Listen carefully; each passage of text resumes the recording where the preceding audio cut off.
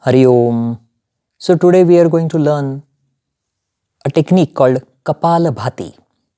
It is classified under cleansing techniques in Hatha Yoga tradition. Although this technique is a breathing technique, and that's why many yoga practitioners, yoga teachers, yoga masters often include this technique in their pranayama practice. So one can easily say that it's a breathing technique, so we can practice it during pranayama. But one has to remember that it is a cleansing technique. And why it's called so? The name Kapala Bhati, Kapala means forehead, and Bhati means to shine, to clean. Now literally you can't take that meaning. So what is the purpose of this name? This part of our brain is the frontal lobe.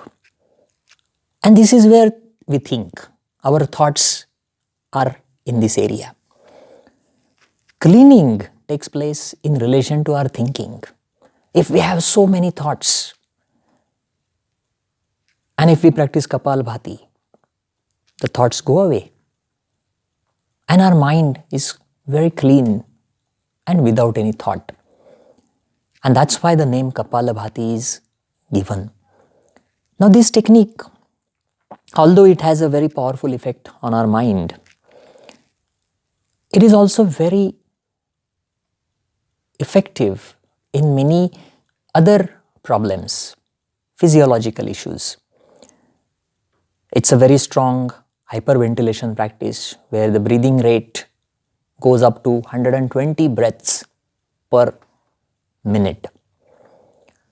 And naturally, this very strong movement of the abdominal, the diaphragm, and subsequently the abdominal muscles has a very positive effect on the health of our digestive organs, all organs.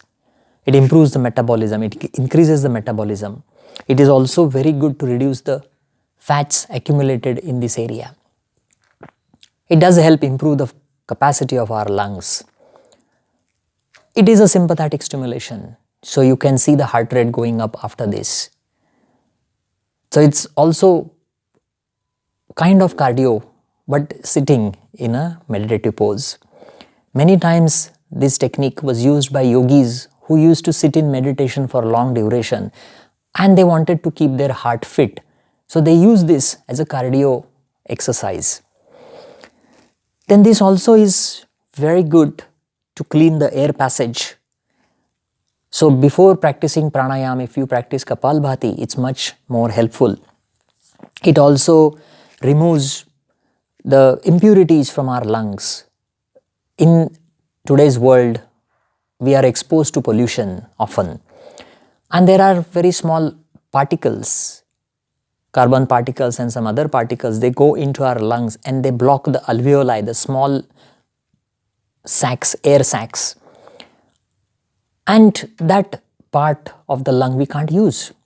There is no other way to remove these small particles from our lungs. Kapalbhati has a capacity to push these particles out of our lungs. So it's a very necessary, very important practice in today's world for us. The oxygen in the blood increases as a result of this practice. So also reduction in carbon dioxide, which is again a very good thing. Our blood carbon dioxide levels drop. But when the blood carbon dioxide levels drop, we may feel dizzy because when the carbon dioxide drops in our blood, the blood vessels constrict. In the brain, the blood vessels are very small and they also constrict. So that may influence the blood flow to the brain partially. And maybe we will feel dizzy. But what to do if you feel dizzy? You can just hold the breath for maybe up to 5 counts and the carbon dioxide will immediately build and the dizziness will go. This is a very good technique to purify the nadis as per the ancient texts. This is also very good for re-energizing our body and mind. Those people who complain of no energy or laziness or sleepiness, this technique will re-energize and revitalize them. Also, this technique is very good for people who have depression or anxiety. Of course, if someone is having panic attacks, then you should be very careful when you do this technique, because this technique is a hyperventilation, so it can lead to panic attack. So they can start very slowly under the observation of yoga expert. Now there are a lot of contraindications to this technique because there is a strong movement involved. Any surgery of the abdomen or lungs or heart or brain, one should avoid this. During the menstruation and pregnancy, this technique should be avoided. If you are having hyperacidity or if you have hernia or ulcers, this technique is not good. One should not practice this technique. Heart diseases, hypertension, this is not a good technique to practice. If you have diabetes, well, this technique will be helpful to you. But hypertension and heart diseases, and if you have had stroke in the past, please don't practice this technique. If you want, you have to take medical opinion. So now I'm going to show you this technique and we will practice it. So you're going to, this technique is very unique. How this technique has influence on the mind, the secret is in the technique itself. Normally when we inhale, we make an effort. So our inhalation is an active process. So I'm making an effort of pushing the diaphragm down, opening the chest. And exhalation, I'm just relaxing the abdomen and chest. This is normal breathing.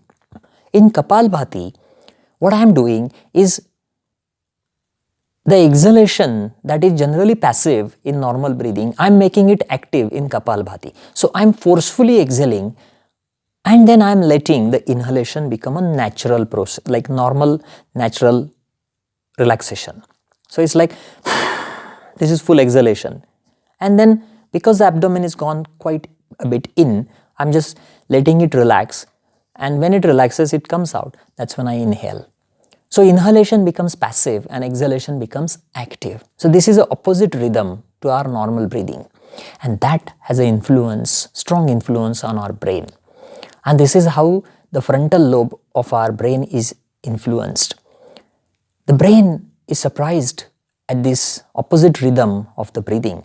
But oxygen is increasing. So brain is not stressed. But brain is concentrated. Brain is focused. And this is a very unique state of our brain and mind. So I'm going to show you.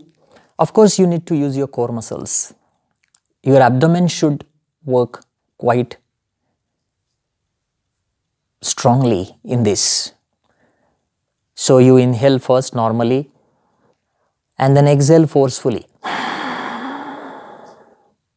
And then inhale normally.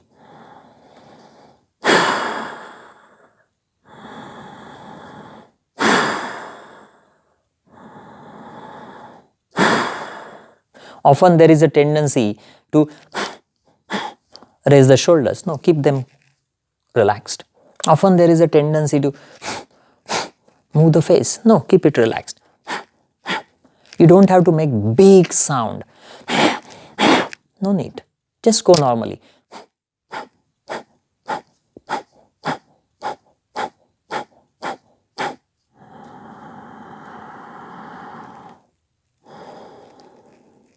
This is the way we practice Kapalbhati.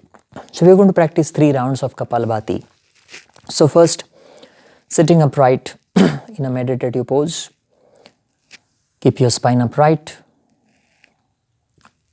Instead of Dhyana Mudra, many times for Kapalbhati, the hands in Drona Mudra are helpful. So you just grab your knees and this support of the knees is helpful for your abdominal muscles. So take a long inhalation, exhale, relax the whole body, relax your arms. Again inhale, exhale, relax the whole of your spine, your neck. Inhale, exhale, relax your legs. Inhale, exhale, relax your chest and abdomen.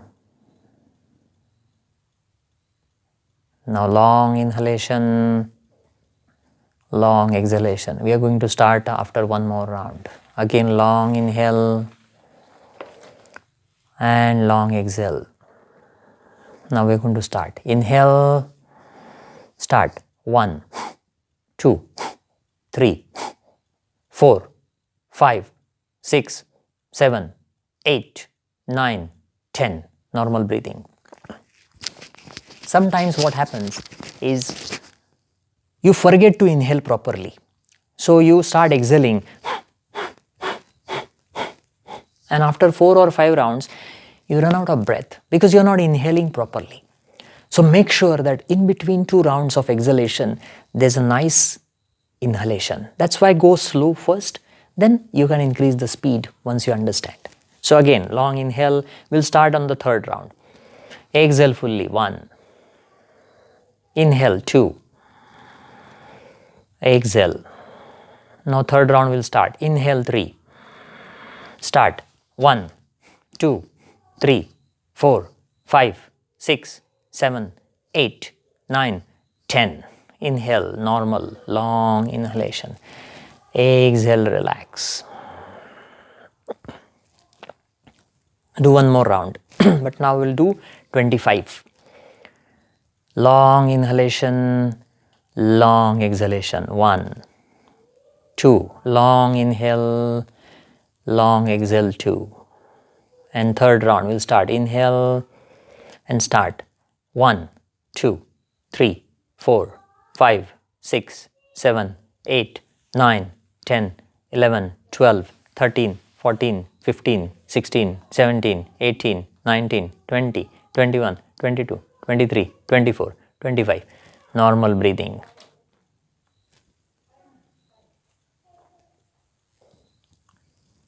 Now we did a round of 25. With regular practice, you can increase one round to 50 or even up to 100. So 100 maybe will just take 1 minute. Now to start with, you should not increase the number more than 100. Maybe after 15 days or 3 weeks, you can make it 200 and stick to 200. That's a good number. It will take maybe 3 minutes for you to practice, and it will be much more beneficial. The problem is if you do too many rounds, then it's a very heating practice. So it will increase the heat in your body. It will also can throw your pitta in imbalance. So you may have acidity, you may have migraine, you may feel very hot, you may have heat rash also. So you have to be very careful.